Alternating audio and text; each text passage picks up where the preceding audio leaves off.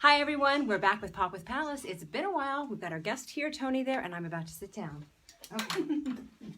Now, find my script. Yep. Yeah, sit there. You're about to sit down.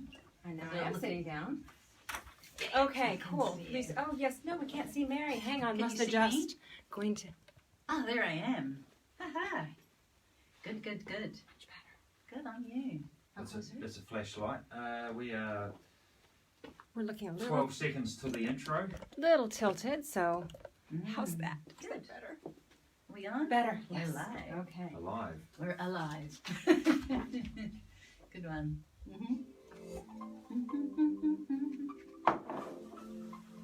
Just keep that so I can see. Okay.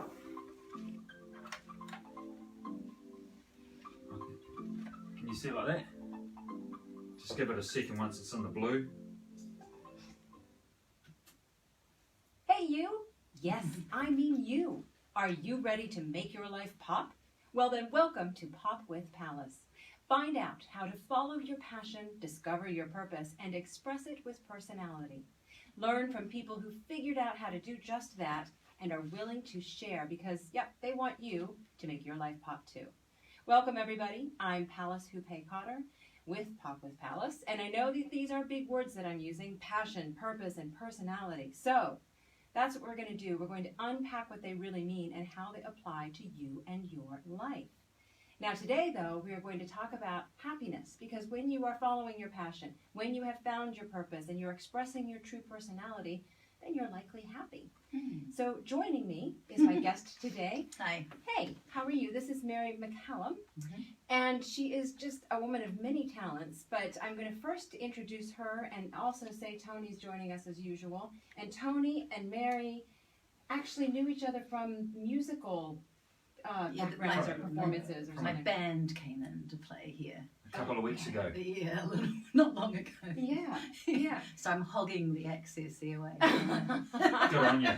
Well, with all that talent, Yeah, then you deserve to. yeah, right. So, yeah. So, and Tony, of course, is our resident rock star. That's what I call him. He's in a band. And Tony has been shorn since we last saw him. What's up with Shorn. that? So you got your hair cut. I did, yeah. I just found the wind was annoying me, or my hair was annoying me in the wind. Yeah. And yeah, just time for a change. Nice. Yeah. Looks good. And it'll grow for summer, and yeah. Yeah, the hazards of Wellington. I don't know if I like it this short, but Oh, but the Yeah, wind it's really nice. is an issue. And it's spring. It's going to only get windier, so good timing on that.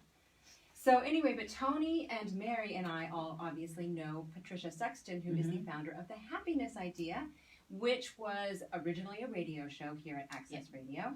And so you and Patricia were talking, and it came out that you had written this book, which I'm holding up on Facebook Live for those who are watching, XYZ of Happiness.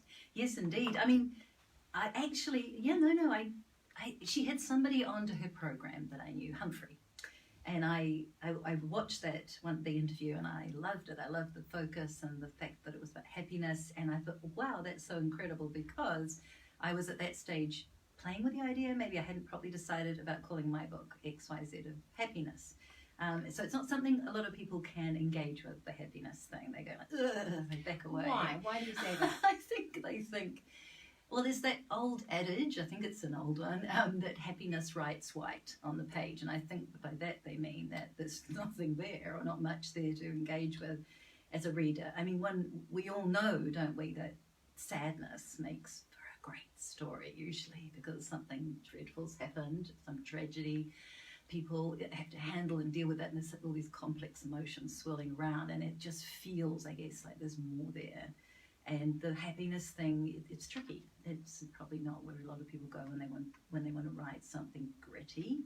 But I felt that I could do it. Maybe it's being a bit contrary about that. I'm just thinking, let's go, let's find it. And it became a hook to hang my poems on. And I had a lot of them because I've been writing for like 50 years and not made them into a collection yet, you see. Oh, there's so much there I want to unpack even further. First of all, I think it's really interesting. I just met Mary today, but I looked at her background, and I have to say that she has published around the world. She's won 2 Montana NZ Book Awards. She's also co-editor of Eastbourne, an anthology, and publishing director of Say the name again. So Mākaro Press. McCallum Press. I did not want to get that wrong. Yeah, and also a new press we've set up called the Cuba Press. So we're probably overdoing it already. Oh, but so much going on. However, you started in news, television news. So Yep. we share that in common. Yep. And something that you said about, the gritty and what people engage with more. I found this in the news. I don't know if you found this too. But when we did negative stories, and we did negative and positive way back in the 90s when we started, that people would remember those. It's because we're hardwired to remember things that could be potentially dangerous to us. And then when I do a positive story, I'd go into a community and I'd get criticized for coming in to do yet another negative story. I'd said, last week I was here doing a positive story. Yeah. They didn't even remember my No. being here, let alone the viewing Yeah. public. So is that something that you think is a challenge for writers who are trying to capture happiness? Yeah, of course it is. It's like, of course, you want your book remembered. You want the writing to engage with, well, people to engage with the writing and to come away with something. And I guess you want them moved, don't you? Poetry, fiction, particularly, both of those genres, they're about empathy, about getting inside people's skin. Touching people with those other lives and other things that have happened to people. So perhaps happiness doesn't quite do it, as you say, doesn't stay with them. But having said that, I guess, I didn't want it to be a book of just happy, happy, happy. So what I realised that it's about happiness that's here, but also the absence of. But that's critical, that it's not just about sadness, but the absence of happiness in the sense that it's been removed probably temporarily, somehow in somebody's life. So they're not just poems about me, but other people's lives as well. But then still, despite that, always, I think, if you're looking for it, if you want to find it, there is that nugget of happiness in a situation, even in the most terrible times. Well, and I'll just be blunt about it because we were talking about this before, that one of the poems you have in the book is about someone who's lost her husband and having to take care of his belongings. And anyone who's been there knows how deeply, moving, but in different ways. Because yes, you're heartbroken, but you're also smiling and laughing and reminiscing. Yes. So, in fact, if you wanted to read it, I could read that, but should I read the whole thing? It's quite long, but it's kind of, it's a fantastic, this is a classic one where it's terribly sad. She's not only has packed up his stuff, but her whole house, and friends like me helping, and then she's moving out of the area. So it's a huge time, terrible time, but despite that, you can hear in the middle this little glowing, that hopefully nugget of happiness. An ember. Love the glove. The day is cracking open, but let us sleep. It is not a day for waking. The weather sharp-tongued at the windows, I sit with my feet on the heater we found at the tip. Lifted tenderly, light as a baby, as clean and white, it pulses now like skin. Gloved, we heaved her things from the car boot, musty mattresses, rusty irons, school projects, cooking magazines, picture frames, bags of clay, my gloves, cloth lavender, hers, rubber and red. Load after load over days, we chucked junk into the pit. Then she could only find one red glove, so it did the work of two, the ungloved hand held high, like Saint Sebastian. The tip boy, gloveless and helpful, she and I delighted by the detritus, delighted by things left for us to pick over, the heater, new boots. We could have gone on forever, cramming the car at hers, paying at the tip gate, greeting the gloveless boy, laughing with lightness each time we skidded down the ramp and away, Penny waving her one red glove. But the blue house was stripped at last, locked with a key on a string, and the final load I drove on my own, his shoes to the clothing bins, pair by pair, each one worn in its own way. The mouth of the bin stiff, nipping my wrist, the thud each time. A good thing she didn't come for that. She's asleep at Paddy's, the car crammed to take south, suitcases, vintage skirts, an iron pot. But it's no day for waking. Her gloves in my car, palm up, a fantastic supplicant. Mine are lost. I won't call to say it's time, let her sleep. Light pisses from a sky, a shriek with birds, but it's not a day, not any kind of day, for waking. That's just beautiful. And And I think this calls into focus, or brings into focus, the idea of defining what happiness means to you. And we were chatting about this before, and we've talked about it when we had the happiness idea, which is it that joy or that exaltation, or is it sort of a contentment? And what I got from that piece was sort of a soul satisfying contentment that you settle into, and it's more consistent. And it explains things. It explains the relationship I had with that friend. It explains the relationship she had with her husband, which was based on deep happiness. I think just that little smart, sharp moment there in the middle, we're laughing, going up and down the ramp with all these things out of her house. There's so much packed into and compressed inside there that is up. It's not just that smart, sharp joy. It is something else bedded down that's still there and will come. I hope we feel.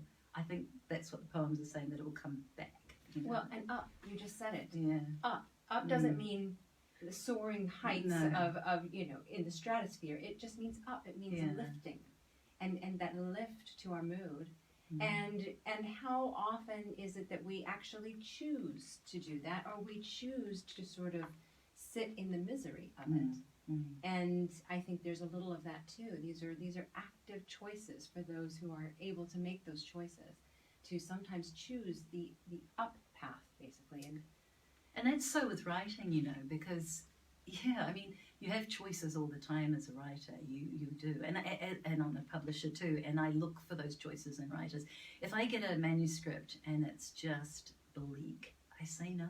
I say no because I don't want to read just bleak, and I don't want to spend months editing bleak or promoting it, to be honest. So I'll be honest with someone. Look, this great writing, wow, you really got it. You got bleak down, but I don't want to do it. Yes. It can drag you in. You take no prisoners. Bleak. Absolutely. I after 20 years in the news, I had enough of bleak. The negativity, isn't it? It's like, surely there's something else here. Yeah. And so now what I'm doing, Pop with Pallas, which is a little bit more up than that. Which may then be criticized sometimes as being lightweight. So as a writer, how do you deal with that? The lightweight thing. That was the same in journalism, wasn't it? It was like, especially as women, it was in my era, certainly, it was like, I'll give the light job, she can go do it. It was nearly always, and you'd go and do your funny little piece that was the kicker at the end of the show. So yes, you don't want lightweight. So that is that thing again with this book. I didn't want lightweight, so I had to be thinking. So I think it's about making the poems as good as they can be. So they're more than just the subject matter. Obviously, they're how they're written. I always believe this too, that even if something is the material is depressing, even if what you're writing about, it takes you into a dark place, if sometimes just the way you write it can lift it for the reader. Like if you approach it and there's energy in the writing, if the language you choose is precise and particular and evocative, that can lift the reader out of that darkness, I do think. And it's not only the reader but the writer. So there's all these things going on with writing. So in writing, most writers will say that writing means they handle stuff in their lives. It's a means of doing that. I mean, they want people to read it, so it's a double banger, but they also want to handle things, don't they? Yes. So in the writing if you're finding and looking for the happiness, and like writing that scene at the tip, it really made me see it for what it was, that it was a lot of fun. I still have that little heater, cleaning out this container we've got, and I'm like, oh, there's the little heater we found at the tip. My son didn't like the boots I found for him. He thought they were rubbish, but I thought they were really good. But that's that thing. And so it's about seeing when you write. So what do I see? And it's pulling that out and putting it in front of. And that's, I think, there's a poem in here called On Trees. It's written about my husband, and I deliberately thought I want to write a really positive poem about him. Well, let's read that if you don't mind. Yeah, and then he'll go be to embarrassed, but I will. Well, it is published. Anyone can read it, but we'll have I you think read it he's for come us to today. terms. Okay, all right. Shall I read this one? Yes. Here we go. Of trees. He tends to and is tender to the trees, in a way I am not. Each morning in a blue nightshirt, he takes a bucket of water and a cup to the avenue of saplings. He beckons and bends this way and that, tipping cup after cup as if filling mouths until the bucket runs dry. Only then he looks up. All around, trees he's tended for 20 years, some so high they make an avenue of the sky. As he breathes in the green air, there is a greater breath as if from giant lungs. It nudges the saplings, nudges the blue nightshirt, so it clings to the bare runner's legs of the man who is my husband. I think of how this man visits his trees in the morning as he comes to his wife at night, lightly, all limbs, tender in the way of tending, curious about the invisible workings of living things. He stands in the wind now, head tilted, listening in as I listen in to him. Oh, that's beautiful. So that's listening in as well as looking, because of course you need to use all your senses when Yes, you're you right. do. Well, speaking of that, I think perhaps now would be a good time for a musical break. Yes. So, Tony, what do we have lined up? We've got Tammy Nelson. Yes. You've picked a Tammy Nelson song, Stay Out of My Business. Nice. Can I ask you why you picked that song Oh, in it's particular? such a good song. She is such a star, Tammy. She's from Canada. She's living in New Zealand now, and she rocks it. She was playing at Slowboat last week. Just went in and did a free concert there at lunchtime. And this one she sang, and she sings that she wrote this song because she was out there furthering her career as a singer. And people were like, "What's happening with the kids? Who's looking after them? Who's babysitting the kids? Can you believe?" And she goes, yes. "Their dad. Their Yes. dad is parenting them. He's looking Precisely. after them at home." And the funny thing is, that day I just heard Jacinda Ardern talking online about the same exact thing. Like, my husband doesn't babysit; he's parenting. And basically, to people who think otherwise, who have got any comment to make on this arrangement, is get out of my business. So here she goes. Here we are.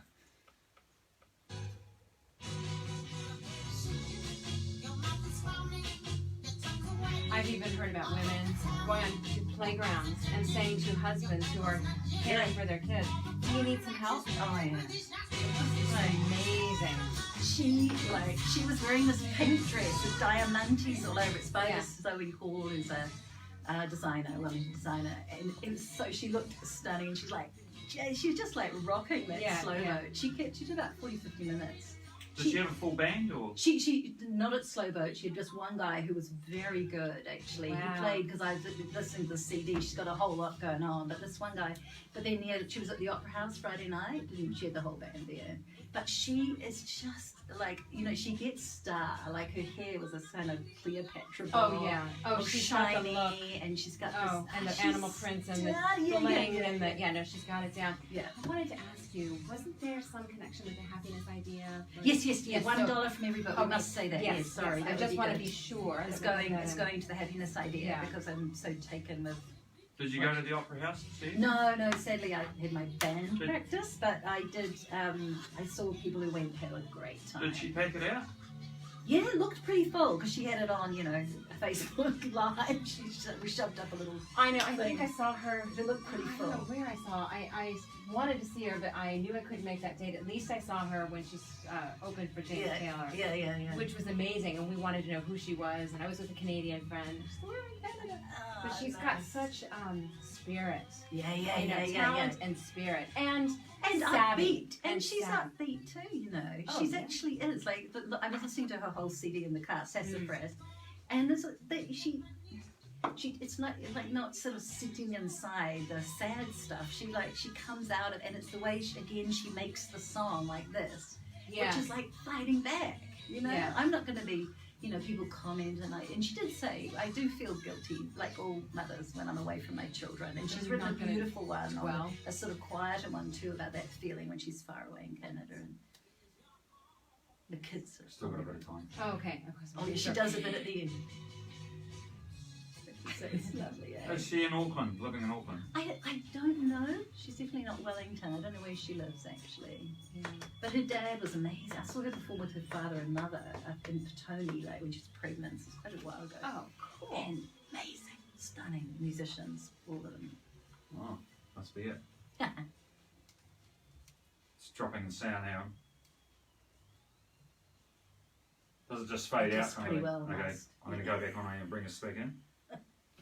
Welcome back to Pop with Pallas on Wellington Access Radio 106.1 FM. That was Tammy Nelson with Stay Out of My Business. That's a great song. Isn't Yeah. it? Isn't it? Something It's else. got that 60s vibe. Yeah, you know, she's sassy as. She can be very country, then she can do a whole other thing where she just belts it out. It's just Yeah. that's stunning. Yeah, and a love it. powerful message, but done with pep. Yeah, I mean, all just, those songs have got that pep. She Yeah. doesn't wallow. She's not a wallower. No. Not a like, No. oh, God, life is so hard. no angsting there. Yeah, and I No like that. I angsting. like the kind of not rage in that, but it's just like, right, I'm gonna fight back. Here Yeah, I go. yeah. It's lovely. Yeah, It does it's- the job, eh? Taps into the zeitgeist, and certainly, top of mind with Jacinda back in office. Yeah. Doing press conferences with I babe know. in arms. Love I mean, it. just incredible. But, your story is incredible. Right, I'm not sure quite up there, but there we go. Well, I have to say, I mean, I'm betraying my sort of yearning to be a writer, and I'm working on it. So I found that your jump from television news to writing was so inspiring, and then you became such a success at it. But what drove that? Because a lot of people would say, look, I trained to do this, and I'm going to stick with this, and it would be wrong to pursue what I'm passionate about, especially because writing isn't necessarily known as a, remunerative business. You don't get rich quick. No. You don't. I was always I driven to write creatively, to write my own stories. So from the age of 8, I was writing poetry, and then I wrote stories very quickly after that. I have to say, I never thought I'd write a novel. That felt like too much concentration for me. I get a little distracted by things. I like to get sort of taken away by stuff. And I love being a journalist, and I like that kind of writing. Although I have to say, I like I liked some, when you did the feature story and you really worked that, and then doing a 10-minute documentary felt like more me than those quick little short news items. Yeah. So I've always liked that, playing with language to get a result. So if you're telling a story, a powerful story, of something that's happened to somebody and you want to tell it well, you have to use your language as well as your visuals, and television even as well as, and of course radio where I worked too, that was all about the words. But always these stories are in my head, and I think it's they were the stories I'd read and listened to as a child, and I think that really does influence you. It influences how you see things, and also it influences the rhythms of your writing and a whole lot of things, really. So I guess that was always there. I've got a lot going on in my head, but those things stayed there. Yes. and kept, they get, people say that they get kind of quite loud at times in your life, saying, listen to me, now's the time. And of course you'll be the same as me in the sense, like when you're doing that kind of a job that's taking you up fully, it's really hard to let that little voice of that that novel, say, come through. And it's also really hard when you've got children. I have to say, when I've still got them, but they've grown up. So, but when they're little, I found being a mother a very creative thing. I loved working with the kids and doing things and playing with them, doing all that stuff. And so that took up a lot of my creative energy. And I tell them stories, of course, and that took up that. You've only got so much time and room in your brain and your thinking. brain cells. Yeah. So eventually I did do the novel. I made myself sit down and do it. And part of it was doing one of those courses up at Victoria University at the IIML, when I took a year off to really focus on it. It was the only actual way I could get it done. I'm aiming for that year off. It hasn't happened yet. I just did one course though, and so even little steps toward it. The creative nonfiction course to me was life changing, even though it wasn't the full year, it wasn't as intensive. But in my life, what I found was I called it the job that ate my life. And my poor kids, this is why I left it. I wasn't seeing them grow up, but I would have dreams every night. And in my dreams, I dreamt that I would be in a home that I apparently lived in and would open a door and there was an undiscovered room, or it usually needed renovating. And so it was becoming every night I would have the same dream. Different houses, different rooms, but the idea that there was so much more to explore. And if you think about the theory that you are the house, that there was so much more I wanted to pursue. Actually, interestingly, Lloyd Jones often has a room in a house that is like that's speaking to the person in the story, and that it's meaningful in that way. I'm making a note as you speak. Yeah, a lot of his stories have that room. I do think that's right. I think what you can do is make yourself sick if you don't do it. If you're a creative person, you don't follow that, whether it's music or or writing. You actually, yeah. you it's like, you know what the thing is for me. So after 50 years of writing poems and just hiding them, like gathering them, so they became a bit like Harry Potter with the owls arriving, like, oh my God, another one. And so gathering them but not putting them into anything. And I still call myself a poet, but I was and wasn't. I brought out a little chapbook, tiny skinny book of poems, which did matter at the time, but it was only a slim thing, came out a while ago. But bringing out this, I was saying to a friend, it's like I feel like I've come out of the closet, you know, like I've opened the door and actually can say, I am now a poet, look. And it's really interesting what it does. It's this kind of freshness about it, and I feel it's like it's your identity, right? You know, if you see yourself as a writer, you have to write, but not only write, you have to publish, to be honest, because you have to be able to say, here it is, and have readers read it, because that's all part of that thing. It's like being in a band and not playing for anyone. Yes. So it's like saying, look, I'm a poet. So there you go. That's it there. See? Yes. And now I feel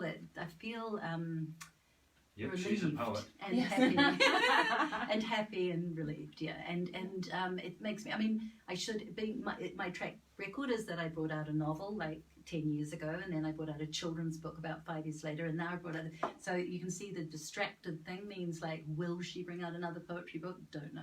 Mm-hmm. And you know what? Might It not. doesn't matter. Actually, I've Yeah. written on that topic, and I'll send it to you, because it doesn't matter. No. Creativity is what it is, even Yeah. if it's suspended in a moment in time. Yeah, true. And that's what I believe. But it's more how you feel yourself. But beyond all that, it's about truly, about with writing, and for you, it's about doing it. You have to do it. And the talking is one thing, but the only way to write is to do it. And the only way I finished this was because I have a poet friend who kept saying, what's happening with those things? There you go. Send them to me. Accountability. What's happening? So anyone out there who's listening, who has a passion they haven't yet pursued, tell a friend who Yes. will be persistent. Yeah, and that's a they'll good keep idea. on, keep on It's you. a bit like the whole Alcoholics Anonymous thing, Yeah, isn't it? Like, you know, absolutely. I'm an alcoholic. Well, you can say I'm a writer, and then have people keep reminding you and coming back and saying, so you're a writer, what are you writing? You know, and don't feel Precisely. embarrassed about it. I think some people do.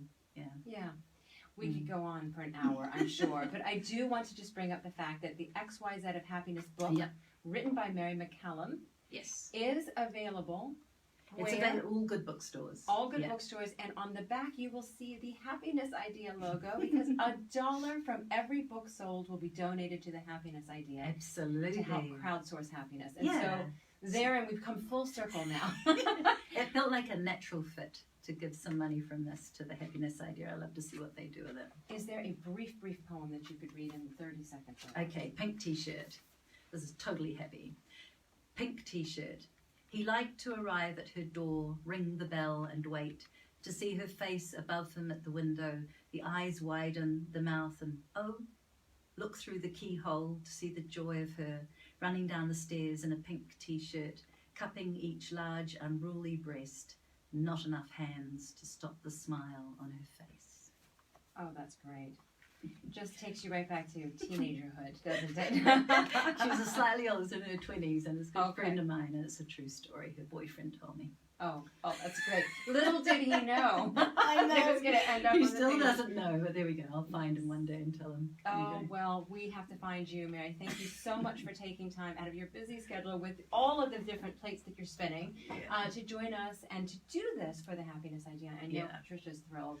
And of course, everyone who's listening and watching on Facebook Live and listening live at 106.1 FM to Pop with Pallas, we thank you for tuning in. And go absolutely join us when we come back again. And that's going to be in a few weeks or next month. See you soon. I don't know when I'm coming back. I don't know when the next show is, and I was already down the track and I couldn't pull it back. Oh, you should Anyway. do it all the time. You're a natural. You're just so relaxed. It's fantastic. Thank you, and thank There you, will be a Mary, live and thank show you for in the end. tuning in. I think the folks, we have got to get out. There's another show. Talk to you soon. Oh, wow. Good stuff.